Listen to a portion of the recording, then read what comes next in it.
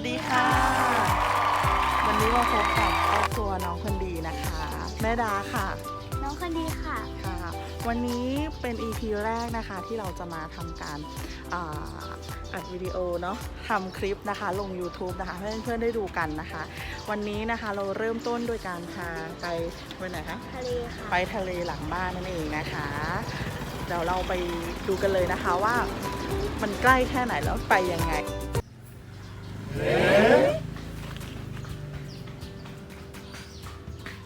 นี่ค่ะเราไปกันแบบนี้ปั่นจักรยานไปกันนะคะน้องมูนทะเลของลูกสีแดงนะคะของแม่สีชมพู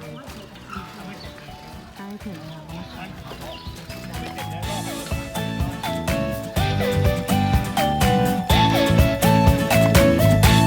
ไม่ถึง10 นาทีด้วยซ้ำถึงแล้วค่ะทะเลแล้วนะคะดูวิวซะก่อนนี่สวยไหมอุ้ยนะคะดูวิวซะก่อนดูวิวซะก่อนค่ะนี่คือวิวทะเลลงไปเลยค่ะฝั่งนี้ก็จะเป็นร้านอาหารนะคะมันจะมีฝั่งขวากับฝั่งซ้ายวันนี้เราเลือกที่จะมาฝั่งซ้ายไม่ใช่ฝั่งขวาเพราะว่าฝั่งขวาค่ะจะไม่ค่อยมีรถวิวสวยสุดๆวิวสวยสุดๆเลย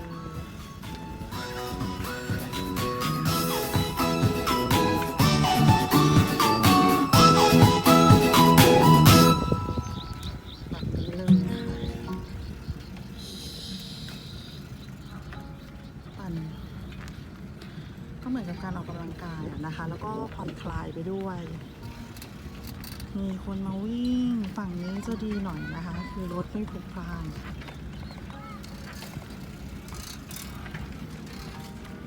อันนี้ก็ยังปั่นไว้เลยยังปั่นไม่ค่อยแข็งเท่าไหร่เพราะว่าเขาไม่ค่อยได้ออกมาไกลๆอย่างนี้นะคะจะอยู่แค่หน้าบ้าน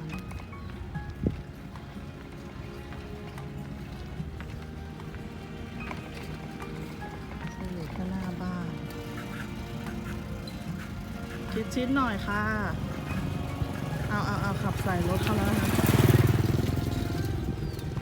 แม่ก็ยังเสียวอยู่เพราะว่าขับยังไม่คล่องเลยค่ะ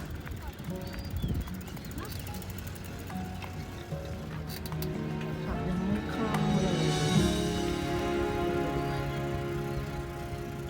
วิววันนี้ค่ะฝั่งนี้ก็จะเป็นร้านอาหารนะคะฝั่งนี้ก็จะเป็นทะเลบรรยากาศดีมากคนดีโอเคแล้วลูก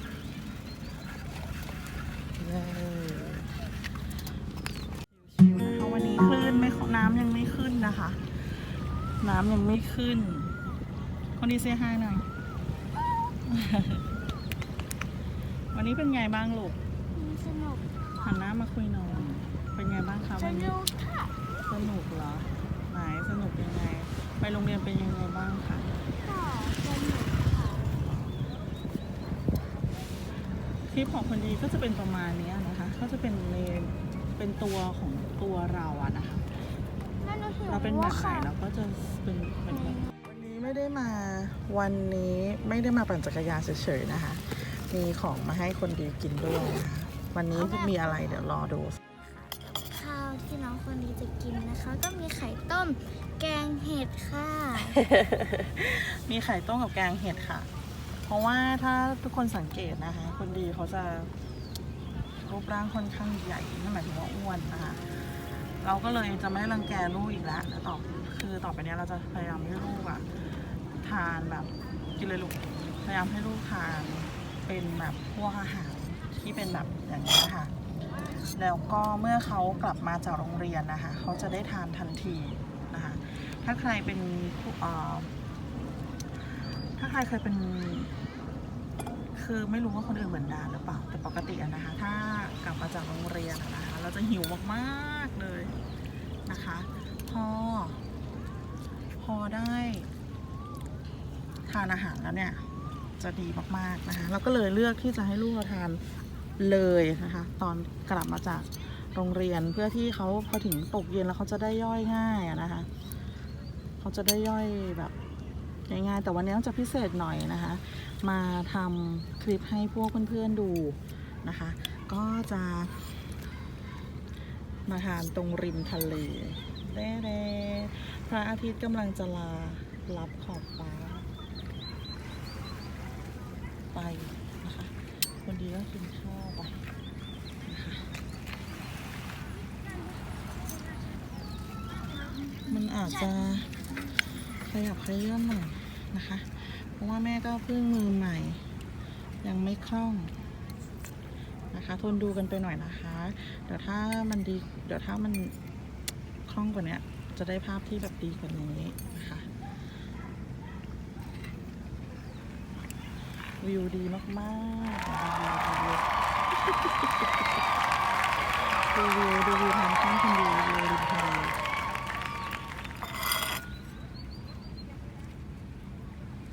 ทางนี้สวยมากดูวิวแม่นางทางข้ามนะคะเนี่ยค่ะเราพยายามไม่แกล้งลูกละไม่รังแกลูกละไม่รังแกลูกในที่นี้หมายถึงว่าเราจะให้ลูกอะนะคะ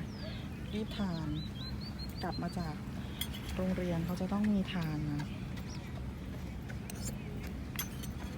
เพื่อที่เวลา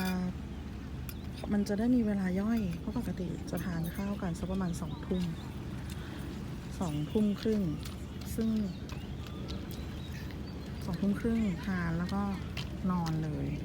ก็เลยส่งผลให้คนดีต้องอ้วนอย่างนี้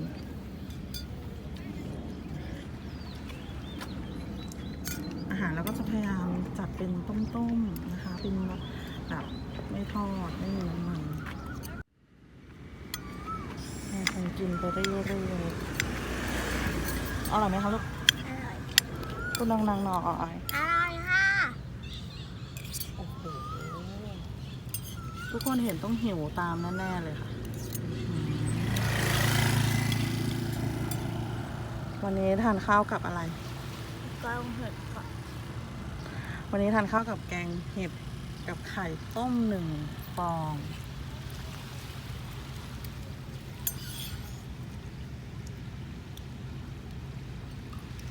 ไข่ต้ม1 ฟองกับแกงเห็ดนะคะพระอาทิตย์ลาลับขอบฟ้าไปแล้วพระอาทิตย์ลาลับขอบฟ้าไปแล้วค่ะทอดมันปลาลาลับขอบฟ้าไปแล้ว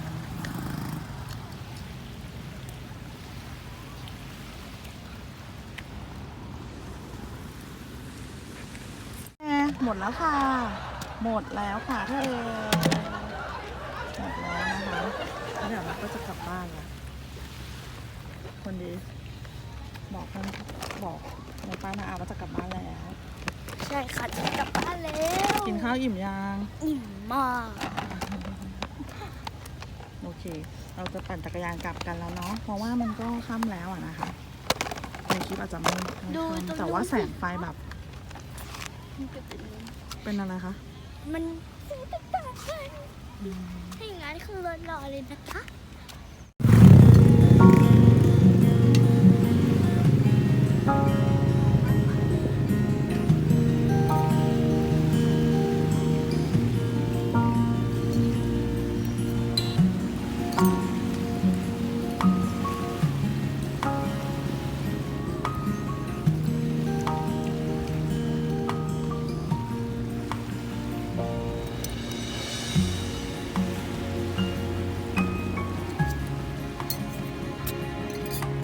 ใครจะมาก็แวะมาได้นะคะแถวนี้เขาเรียกว่าบางปูอะนะคะหรือเขาเรียกว่าบางแสนสองนะคะบางแสนสองอยู่สมุทรปราการนะคะวิวก็จะดีแบบนี้ค่ะจะมีร้านอาหารเยอะเลยแต่ว่าฝั่งที่เรามาเนี่ยนะคะไม่มีค่ะเพราะว่าฝั่งเนี้ยผู้คนไม่ค่อยพลุกพล่านนะคะร้านอาหารก็เลยไม่ค่อยได้มาเปิดอิ่มแล้วเหรอ นี่จะเป็นร้านอาหาร ฝั่งนี้จะเป็นร้านอาหารฝั่งนี้จะไม่ค่อยมีคนเท่าไหร่ ชอบที่จะพาคนดีมาฝั่งนั้น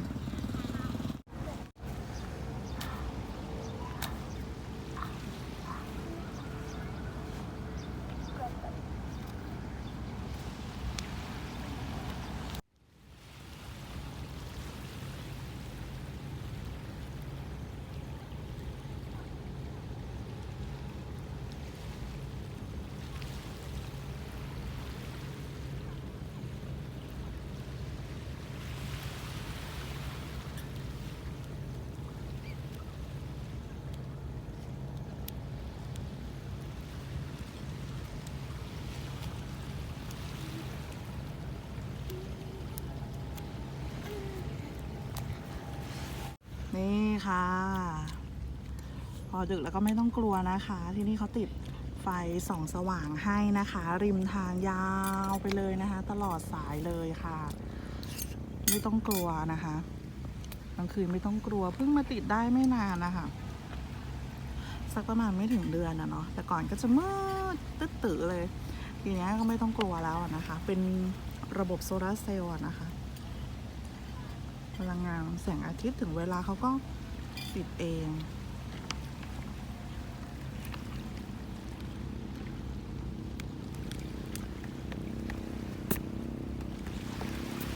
เรือเล็กเรือน้อยท้องฟ้าเปลี่ยนสีลงไปค่ะกลับบ้านกัน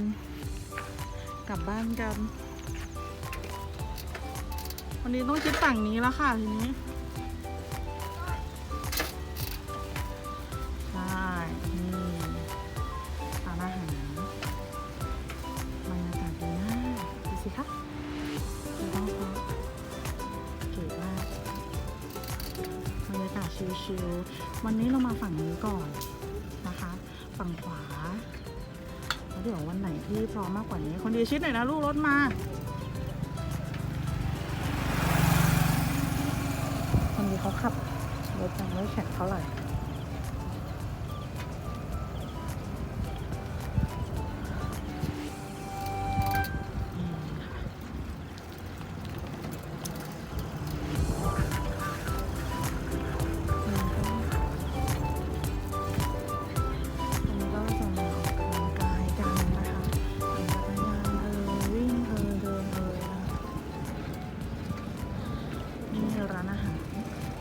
ชิดเลยลูกชิดฝั่งนี้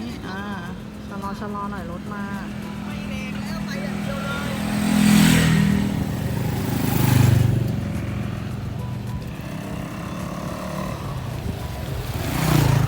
รถก็จะเยอะ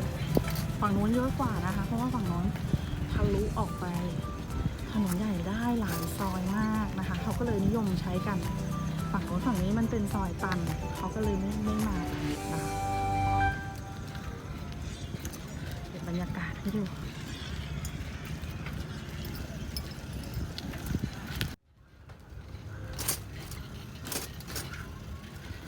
กลับบ้านกันค่ะทางเดิมค่ะทางเดิมที่มาเลยทางเดิมเลยที่มาเลยชิ้นหน่อยคนดี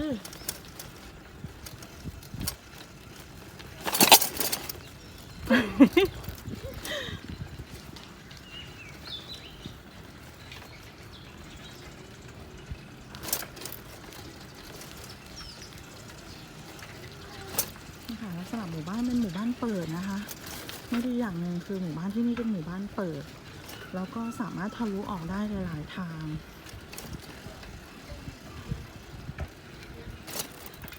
ใครก็เข้ามาได้ไม่ได้มีรปภ.